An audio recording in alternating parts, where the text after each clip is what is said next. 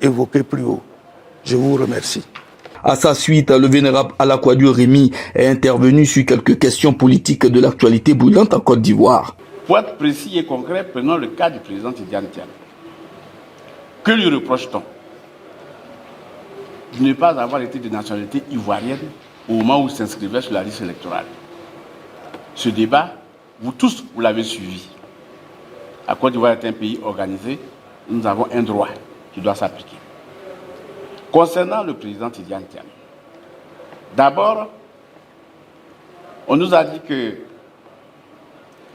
n'était pas né français. Et pourtant, il est né français, dans la mesure où son père, Amadou Thiam, fonctionnaire français détaché en Côte d'Ivoire, n'a été naturalisé qu'en novembre 1962, comme ivoirien.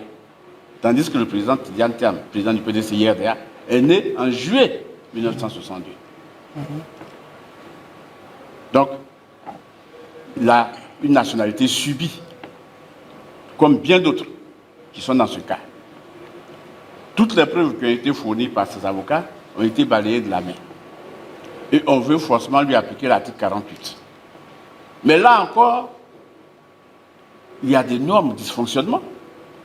L'article 48 ne se limite pas au premier alinéa qui dit que perd sa nationalité tout Ivoirien majeur qui décide délibérément de choisir notre nationalité. D'abord, le premier alinéa ne dit pas perd automatiquement ou perd systématiquement sa nationalité. D'autant plus qu'il y a d'autres alinéas qui donnent des restrictions.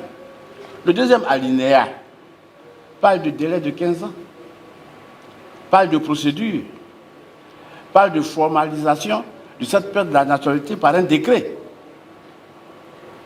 Mais où on en est avec tout ça? Rien du tout. Dans le même code électoral, à certains articles, il est précisé qui peut aller en justice pour contester la nationalité d'un citoyen. Et il s'agit du procureur de la République.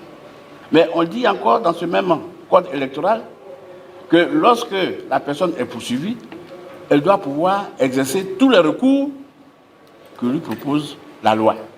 À savoir, même si on est en première instance, elle perd, elle puisse aller à la cour d'appel, elle puisse aller ensuite en cour de cassation.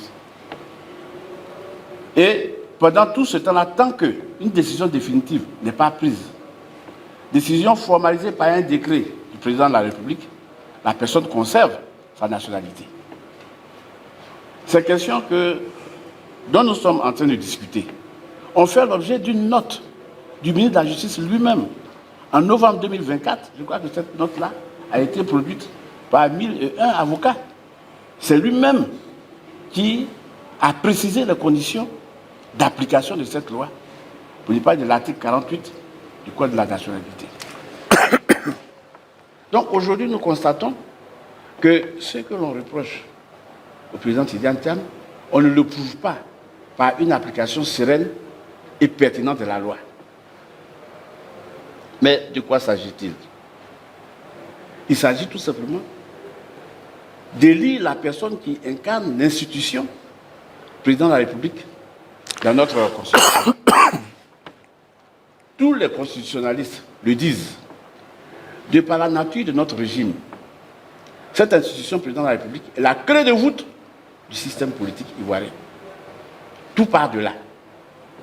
Donc, cette élection est très importante pour les Ivoiriens. Il faut donc qu'on prenne toutes les précautions pour que les choses se fassent de manière consensuelle. Or, déjà, il y a une application partielle ou erronée de la loi vis-à-vis d'un tel, vis-à-vis d'un tel. Le passé récent nous enseigne que nous devrions éviter ce genre de comportement. Le deuxième exemple sur lequel je vais venir, mais avant cela, je préciserai que après avoir fait un procès pour expulser le ministre Tidjane Thiam de la liste, le gouvernement lui-même a fait une conférence de presse pour dire que, à part donc cette petite période, d'après lui-même, où il n'était pas ivoirien au moment où il s'inscrivait, Maintenant, il est indubitablement ivoirien. Depuis cette date, le ministre Tian Tiam a fait donc une demande pour avoir un certificat de nationalité. Jusqu'à aujourd'hui, on n'a pas de certificat de nationalité. Quelqu'un qui est indubitablement ivoirien ne peut pas avoir un certificat de nationalité. Vous voyez que nous allons donc de déni du droit en déni du droit. Pour le cas du président Laurent Gbagbo, le président Laurent Gbagbo a été condamné par contumace.